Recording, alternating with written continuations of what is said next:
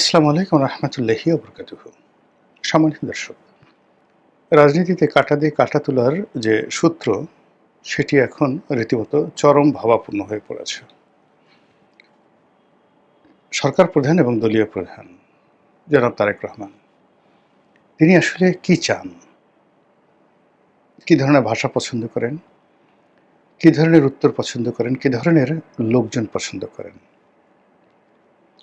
তা যদি আপনারা দেখতে চান, তাহলে আপনারা সবার আগে ধরে নেন যে তার সাম্প্রতিক যে রিক্রুটমেন্টগুলো, সেই রিক্রুটমেন্টগুলোর মধ্যে তিনি তার রাজনৈতিক সচিব বা সহকারী হিসেবে নিয়োগ দিয়েছেন বিএনপিতে সদ্য যোগদানকারী নুরুল হক নুরুর সহযোগী এবং গণ অধিকার পরিষদের সাধারণ সম্পাদক রাশেদ খানকে। রাশেদ খান প্রান্তিক জনগোষ্ঠীর অর্থাৎ দরিদ্র পরিবার থেকে বেড়ে ওঠা একজন ছাত্রনেতা। নুরুল হক নুরও প্রান্তিক জনগোষ্ঠী থেকে আসা, কিন্তু নুরুল হক নুরুর দক্ষিণাঞ্চলের লোক হওয়ার কারণে যতটা মাথা গরম, তার তুলনায় রাশেদের মাথা অনেক ঠান্ডা। নুরু অনেকটা বেহিসেবি, কিন্তু রাশেদ তুলনামূলকভাবে হিসেবি। নুরু অস্থির, আনপ্রেডিক্টেবল, কিন্তু রাশেদ ধারাবাহিকতা আছে, তার একটা প্রেডিক্টেবিলিটি আছে, আপনি তাকে অনুমান করতে পারবেন। তো সেই রাশেদকে জনাব তারেক রহমান সাহেব তার রাজনৈতিক সচিব বানিয়েছেন বা সহকারী বানিয়েছেন সচিবের মর্যাদায়। এটি যদি ধরেন এই পদের গুরুত্ব, সালাউদ্দিন কাদের চৌধুরী, তারপর হারিছ চৌধুরী, ওনারা যেভাবে বিএনপির জামানাতে বিএনপির রাজনৈতিক বিষয়াদি দেখতেন, একইভাবে সুরঞ্জিত সেনগুপ্ত, তারপর সাবের হোসেন চৌধুরী, ওনারা যেভাবে শেখ হাসিনার রাজনৈতিক বিষয়াদি দেখতেন, ঠিক সেই রকম এখন তারেক রহমান সাহেবের রাজনৈতিক যে বিষয়াদি, এগুলো দেখভাল করবেন, প্রতিপক্ষের বিরুদ্ধে কথা বলবেন, মুখপাত্র রূপে the man he is mister Rashed Khan. এই গেল এক। ২ নম্বর হলো যে তিনি খুব আদর করে, যত্ন করে, মানে তার দলের বাইরে যাদেরকে তিনি কাছাকাছি এনেছেন, তাদের মধ্যে ১ নম্বর ধরেন জুনায়েদ সাকি, ববি হাজ্জাজ, নুরুল হক নুরু, ওনাদের মতো মানুষ।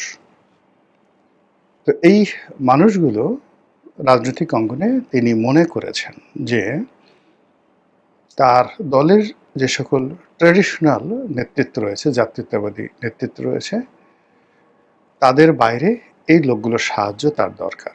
এখন এই লোকগুলো কি করে? ববি হাজ্জাজ কি করে? জুনায়েদ সাকি কি করে?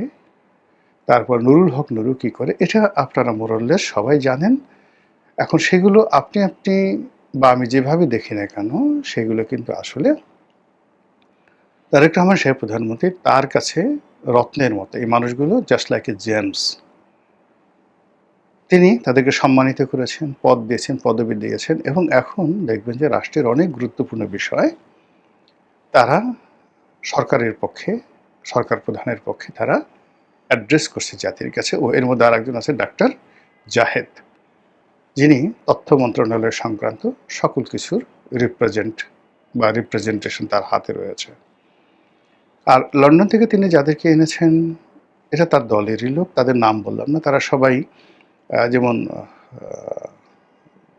সে মাহাদি আমিন, হুমায়ুন কবির, সানি, মানে যারা আসছেন লন্ডন থেকে, তারা সবাই তার কিচেন ক্যাবিনেটের সদস্য এবং তার প্রিয়ভাজন, এবং তারা বিভিন্ন সময় মানে যাকে বলা হয় তারেক রহমান সাহেবের যে থিঙ্ক ট্যাঙ্ক, তার যে সেক্রেটারিয়াল জব, তার যে সিআরআই প্রচার প্রপাগান্ডা থেকে শুরু করে, মানে লন্ডনে বসে তিনি যা কিছু করেছেন, ওটার সফলতা যদি আপনি দিতে চান তারেক রহমান সাহেবকে, তাহলে তারেক রহমান সাহেবের হ্যান্ডস বলতে যে লোকগুলো ছিল, এরা ছিল।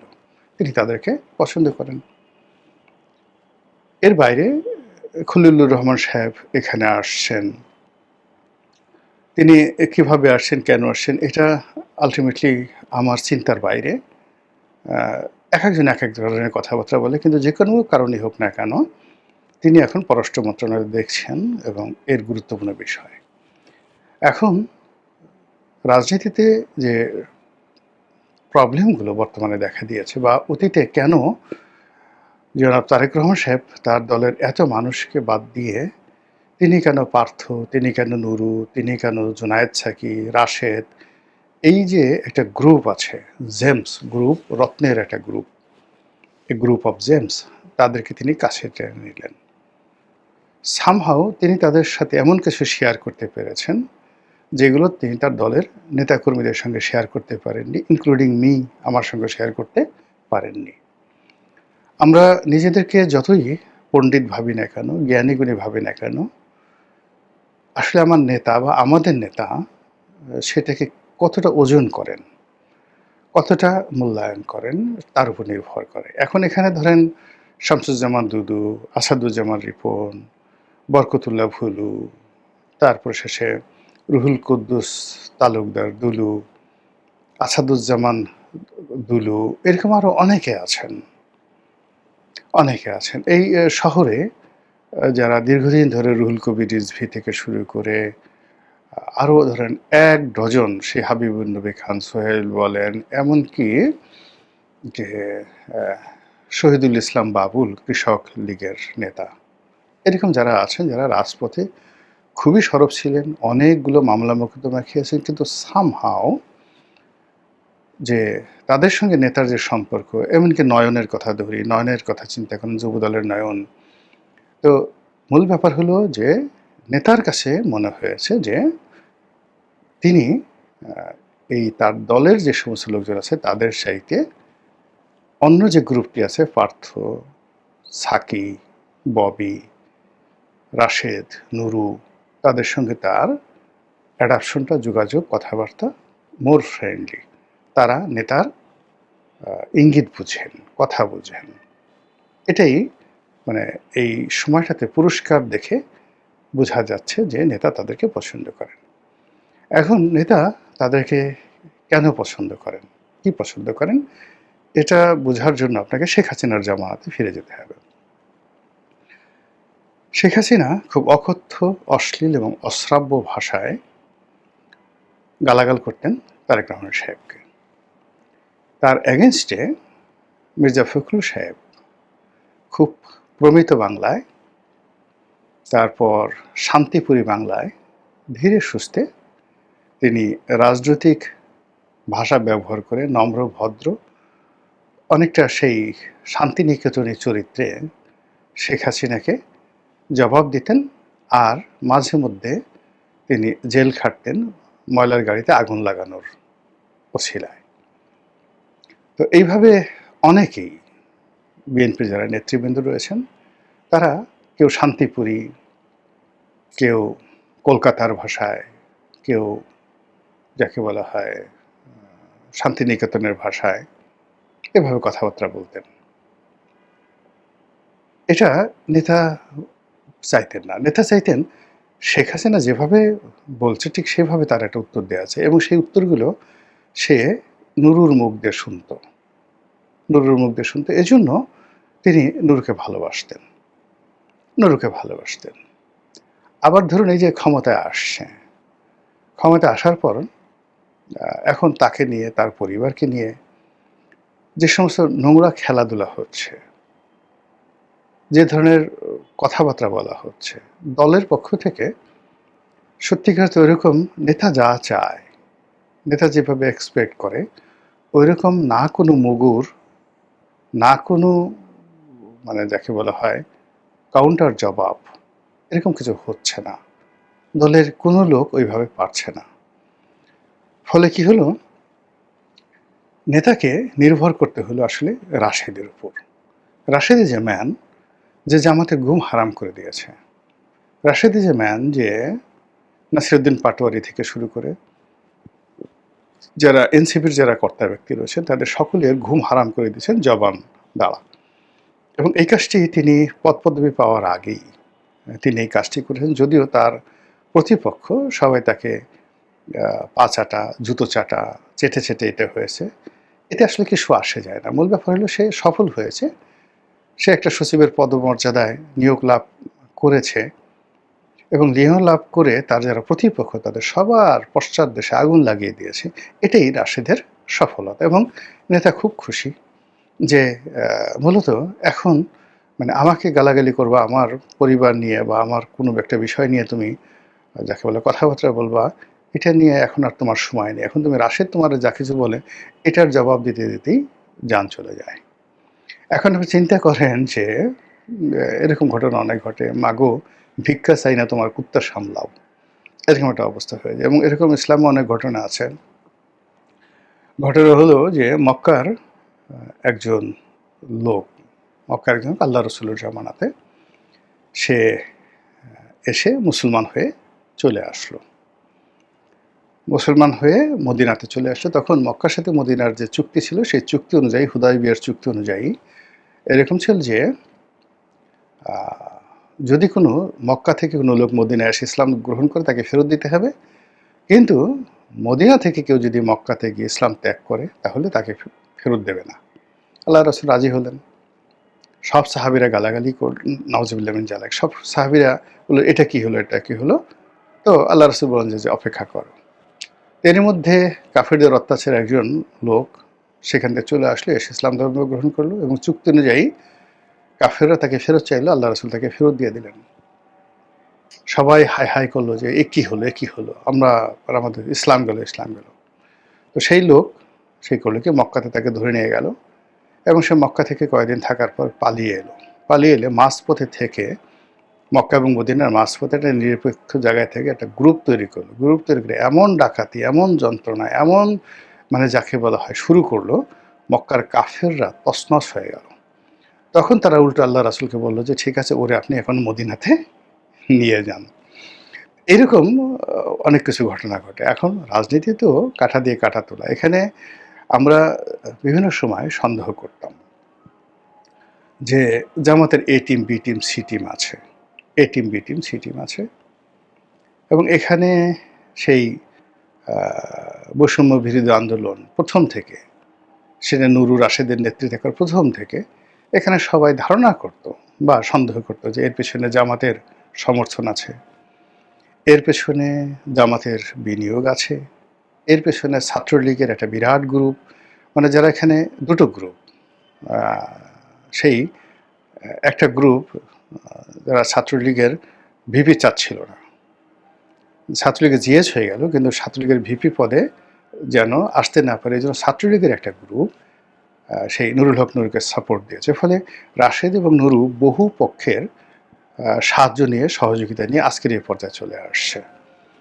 তো তাদের এই সহযোগিতার পিছনে বিএনপি ছিল, জামাত ছিল, চরমোনাই ছিল, এভরিবডি, সবাই ছিল। কিন্তু তারা শেষ পর্যন্ত কার পকেটে যাবে আর কার হয়ে কাজ করবে এটা নিয়ে একটা ধোঁয়াশা সৃষ্টি হয়েছিল। এবং সেই নির্বাচনের আগ পর্যন্ত তারা কিন্তু ৩-৪ বার তাদের যাকে বলা হয় কিবলা পরিবর্তন করার চেষ্টা করেছে। একবার বিএনপি ছেড়ে তারা চরমোনাইয়ের মঞ্চে গেছে, আবার জামাতের সঙ্গে তাদের সম্পর্ক হয়েছে, আবার কেউ বলছে এরা জামাতের যাকে বলা হয় গুপ্ত শক্তি হিসেবে সরকারের সাথে আছে, কেউ মোসাদের এজেন্ট হিসেবে বিভিন্ন কথাবার্তা বলছে, হোয়াট এভার মেবি। কিন্তু এরা সমাজে যথেষ্ট উত্তেজনা তৈরি করতে, এখন এই টোটাল গ্রুপটিকে একত্র করে তারা, অর্থাৎ তারেক রহমান সাহেব তার দলের মধ্যে একীভূত করেছেন এবং তাদেরকে দিয়েই প্রতিপক্ষকে শায়েস্তা করাচ্ছেন। এবং এখানে ধরুন জামাতের আমিরের বিরুদ্ধে কথা বলতে হলে নর্মালি তারেক রহমান সাহেবকে বলতে হবে, মির্জা ফখরুলকে বলতে হবে, সালাউদ্দিন সাহেবকে বলতে হবে, কিন্তু তারা এই কথাগুলো বলছেন না। তাদের বিরুদ্ধে এখন কথা বলছেন রাশেদ, আর সেই রাশেদের কথাই কর্নেল অলি বলেন, তারপর জামাতের আমির বলেন, এনসিপির নাহিদ ইসলাম, হাসনাত আবদুল্লাহ, সার্জিস, সব কিছু এলোমেলো হয়ে যাচ্ছে এবং সবাই ইয়ানফসি করছে। আর মুস্কি জনাব তারেক রহমান সাহেব প্রধানমন্ত্রী, তিনি হাসাহাসি করছেন যে আমার বিরুদ্ধে যেভাবে নাসিরুদ্দিন পাটোয়ারিকে লাগিয়ে দিয়েছিল, আমার বিরুদ্ধে যেভাবে এনসিপির তরুণ যারা নেতৃবৃন্দ লাগিয়ে দিয়েছে আমার বিরুদ্ধে, যেমন বুয়েটে 1, 2, 3, 4 তারেক রহমানের ঢ্যাসমার, টিনের ছেলে কাউয়া, তারেক আমার ঢাউয়া, এই ধরনের কথাবার্তা যারা বলছিল, এখন তারা রাশেদ সামলাও, নুরু সামলাও, অন্যান্য সামলাও, এবং আগামী দিনে এগুলো মানে এই রাশেদকে অনুকরণ করে রাশেদের সফলতা দেখে যখন নয়নদের মতো, যুবদলের নয়নদের মতো তরুণ তুর্কিরা তারা যখন রাস্তায় নেমে আসবে এবং এই ভাষায় কথাবার্তা বলা শুরু করবে, এবং তারা যখন বিভিন্ন জায়গাতে জামাতের লোকজনকে উদ্দেশ্য করে 1, 2, 3, 4 এগুলো বলা শুরু করবে, যেভাবে জামাতের ধর্ষণ, জামাতের বলাৎকার, জামাতের সমকামিতা, সেইগুলো নিয়ে বিশ্ববিদ্যালয়গুলো যাকে বলা হয় উত্তাল হয়ে পড়েছে। এখন এই বিষয়গুলো নিয়ে তো মির্জা ফখরুল প্রকৃত বাংলায় বলতে পারবেন না, বড় যে তার মেয়ের জামাই ফাহাম আব্দুল সালাম, সে হয়তো অর্ধেক বাংলা অর্ধেক ইংরেজি মিলে ডিস কি ডিস্পিকেবল, মাদার চোদ, এই কথাগুলো তিনি অনেক সুন্দর করে বলেন, আমি এগুলো উচ্চারণ করতে পারি না, এই কথাগুলো তিনি বলবেন, কিন্তু ওইগুলো আসলে পাবলিক, আমাদের দেশের শিক্ষিত জন যারা, তারা হয়তো ফাহাম আব্দুল সালামের ওই বক্তব্যগুলো নিয়ে আলোচনা করে, কিন্তু আমজনতা আসলে রাশেদের কথা শুনতে চায়, আমজনতা আসলে নাসিরুদ্দিন পাটোয়ারির কথা শুনতে চায়, আমজনতা আসলে হাসনাতের কথা শুনতে চায়, এবং তার সঙ্গে সঙ্গে ওই যে যুবদলের যে নয়ন, সে যে হাত গোল গোল করে তারপরে সামনে নেচে নেচে সে যে দলের পক্ষে স্লোগান দেয়, প্রতিপক্ষকে গাল দেয়, এই জিনিসগুলো পাবলিকের এখন যাকে বলা হয় একটা বিনোদনের বিষয় হয়ে গেছে। তো কাজেই এই যে রাজনীতিটা এখন যাদের হাতে এসে গেছে, যে পর্যায়ে এসে গেছে, এদের সঙ্গে যদি টিকতে হয় তাহলে কর্নেল ওলি সরাসরি রাশেদকে না সমালোচনা করলে হবে না, জামাতের আমির রাশেদকে না সমালোচনা করতে হবে না, এদের জন্য মানে যারা আসছে এখন, এটা শুরুটা হয়েছে কিন্তু ইল্লু পিঙ্কুকে দ্বারা, জামাতের বট বাহিনী দ্বারা ইল্লু পিঙ্কুকে দ্বারা শুরু হয়েছে, শুরুটা করেছে জামাত। তো এই যে শুরুটা জামাত করেছে, সেটার ধারাবাহিকতা এখন আবার কাউন্টার এখন জামাতের উপর সেই রাশেদ বাহিনী, নয়ন বাহিনী, তারা এখন অপারেশন চালাচ্ছে। আর সেই অপারেশন মোকাবেলা করার জন্য জামাত এখন দিশাহারা হয়ে নিজেরা কিছু বলতে না পারে কর্নেল ওলির মতো মানুষ, মেজর আক্তারের মতো মানুষ, তারপর সেই জামাতের আমির বা সভাপতি ডক্টর শফিকুর রহমান, আবদুল্লাহ মোহাম্মদ তাহের, এরপর মিয়া গোলাম পারওয়ার, তাদের মতো মানুষ কথা বলছেন, কিন্তু লাভ হবে না। এর কারণ হলো ওরা যে ভাষায় কথা বলতে পারবে, এরা তো বুড়া মানুষ এভাবে বলতে পারবে না। ফলে একটা অসম যুদ্ধ শুরু হয়ে গেছে রাজনীতিতে, এবং এটা কি আমাদের জন্য খুবই সুখকর হবে, কল্যাণকর হবে, নাকি অকল্যাণ হবে, সেটা খুব দ্রুতই আমরা বুঝতে পারবো। মহান আল্লাহ আমাদের সবাইকে হেদায়েত দান করুন। আসসালামু আলাইকুম ওয়া রাহমাতুল্লাহি ওয়া বারাকাতুহু।